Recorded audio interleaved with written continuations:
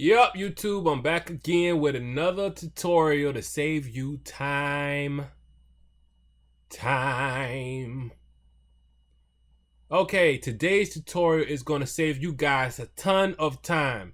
Have you ever had images that you took with your DSLR or on your phone at a high resolution and the image files were freaking big? I'm talking about like 3 and 5 megabytes per picture.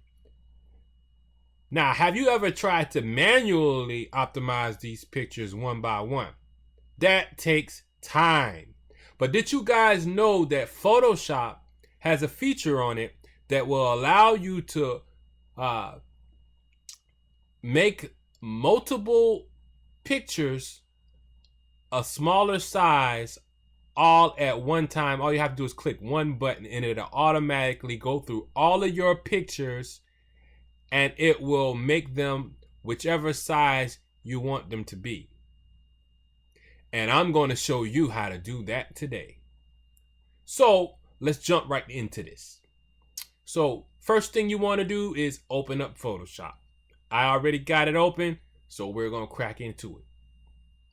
So first off, when you have your pictures on your computer, the best way to do this and the most logical way of executing this is to have your pictures in a folder. This is going to be the most important or the most work you're going to do. This whole thing is to create a folder for your pictures, because Photoshop needs a folder to go into to make changes to the photos. That's how it knows which photos to optimize. So I have a I have a folder on my computer already with all of these images in it. These images come straight off my phone, and as you can see, the size of them is 3 megabytes, 3 megabytes. Like all of these pictures that come off my phone that were taken at a high resolution, they are starting at 3 megabytes, and that's a lot. That's large file. If you have a lot of these on your computer, you can fill your hard drive up really, really quick. If you ever want to use these photos to directly upload to WordPress or your website, or on a website that does not optimize your photos automatically, these photos will take forever to load on your page, and it'll cause you to have slower loading times on your website. So you really want to optimize your pictures for the web if you want your website to function fast and not slow, because people don't want to wait years for one photo or 10 photos to upload. So let's jump right into it. So we're going to go into Photoshop. So you don't even have to open up the pictures on here. This is the good thing about it. It's going to automatically run through your pictures automatically. Okay, so let me shut up and get straight to it. So first thing you're going to do is go up to the File menu. Click it. Now, in the File menu, you're going to go all the way down to the link called Automate. Now, I know a lot of you probably never been down here. Like, this is like the most unused part of Photoshop. Nobody ever goes into this.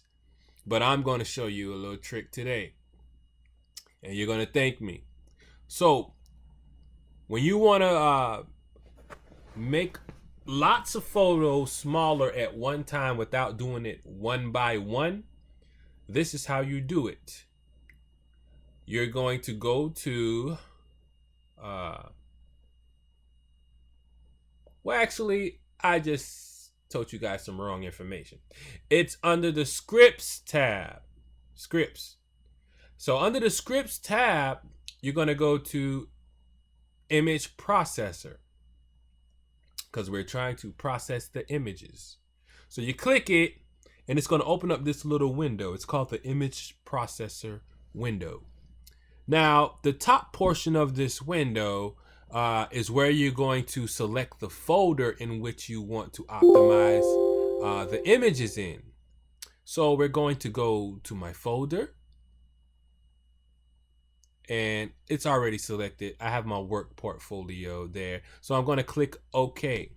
Now, what I just did was I just told Photoshop what folder to go into and optimize the pictures in.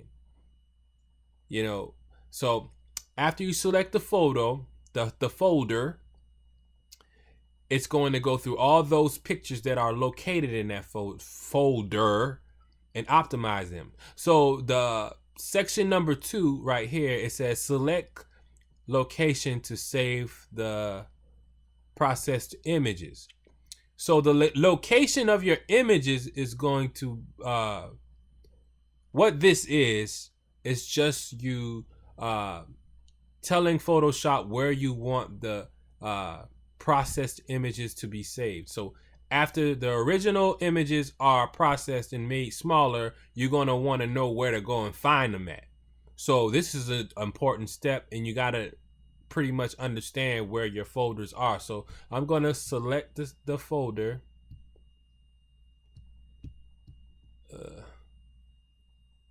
Well, right now it says save in the same folder. Like this is probably like the most logical way to do it, because if you save it in the same folder, you don't have to go somewhere else on your computer to find the photos that you just optimized. It's going to create a folder of its own inside your original folder, so you don't have to go and look all over the place for your folder. So we're going to leave that checked off. But let's say you didn't want to save it in that folder, you would want to select this second selection, which says select folder. You're going to want to tick that, and then you're going to select the folder, and you could either put it on a USB or external hard drive or whatever the case may be. But we're going to just save it in the same location to make things easy to find. All right. So it's going to ask you the file type. We're in section number 3. The file type should always be JPEG. Anytime you're saving an image and you want it to be small, JPEG is always the best file format to save it into, because it allows you to have a small image, yet the quality is perfect. So the quality is at 5, and you can really, I think it goes up to 10, maybe. I think, yeah, you can put you can put the quality up to like 10, but if you wanted your files to be really small and upload really fast on the internet, you can put it on like 5. But if you want it to look really good, you can put it at like 8, 9, 10. But the smaller the quality, the less quality, it's going to take away from your the quality of your photo. So you want to kind of have your quality good. So this section right here is resize to fit. Now, like whenever you take a picture on a DSLR camera, it usually saves it in a high resolution, which is usually like 1080p. And 1080p means it's 1080 pixels wide, which is wide and big. So if you don't plan on having your images shown on TVs or having it printed out, you can actually resize your images to fit a smaller size. So you can adjust the width and the height to the whatever size you want, and it'll automatically scale each image to whatever size you specify in this width and height box right here. But I don't want to resize my images. I'm just going to keep them at the same size. I just want the quality of them to be lesser than they are now, so I have a smaller file size. So I leave everything else as it is for demonstration purposes, because this thing can do a whole lot of stuff, but we're just going to do the basic image processing. So after you've selected the folder to where your files are, and after you selected the output of your processed images, and after you selected the quality of your image output, you're now going to click on run. Now, as you can see, I clicked on run, and it's automatically opening up every single photo that I have in that in my folder, my portfolio folder, and it's resizing each image to a lesser size. Now this really saves you a lot of time, because if you was to do this manually, you'll have to go to each photo and edit it manually. Duh. But yeah, it saves you a lot of time.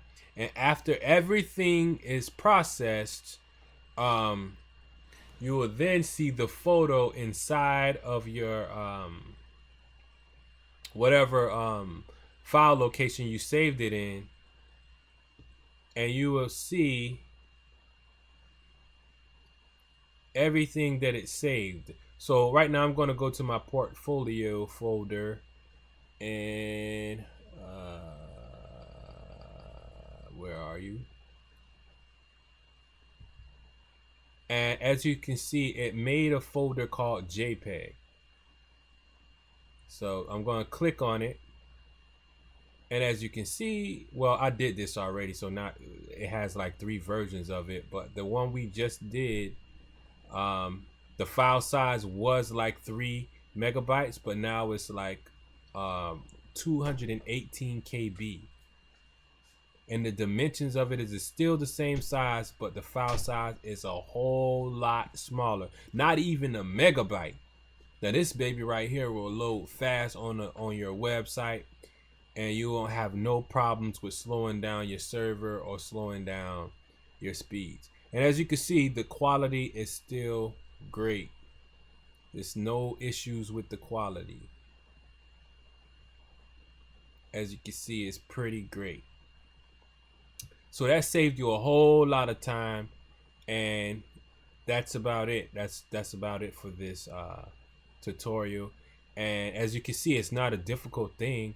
All you do is, let me go over it again. All you do is go up to File, go down to Automate. No, actually it's Scripts. Go down to Scripts, and then you go to Image Processor. And then from here, you're going to select the folder in which you want to optimize. And then you select the optimize image output location. And then you click, well, then you can click the quality type you want for it. And if you wanted to resize it to fit a certain image diameter, you could do that. But after you set all that up, you're just going to click run. And it don't matter if you got 1 million or 1 billion photos in your portfolio or in your folder. It's going to do it all automatically. No more one by one optimizing. So I hope this tutorial wasn't too confusing and too much talking, but I just wanted to share it with you because I think it'll help you to save a lot of time when it comes to processing your images. So if you like the video, go ahead and hit the subscribe button. If you want to be notified each time I have a video, you can go ahead and hit that little bell underneath the subscribe button, and it'll automatically notify you each time I have a video come out. And thank you for watching. And if you have any questions, any video requests, any tutorial requests, you can go ahead and leave it in the comments, or you can message me directly, whatever you want to do. And if you want to leave a donation, you can leave a donation right there in the description too.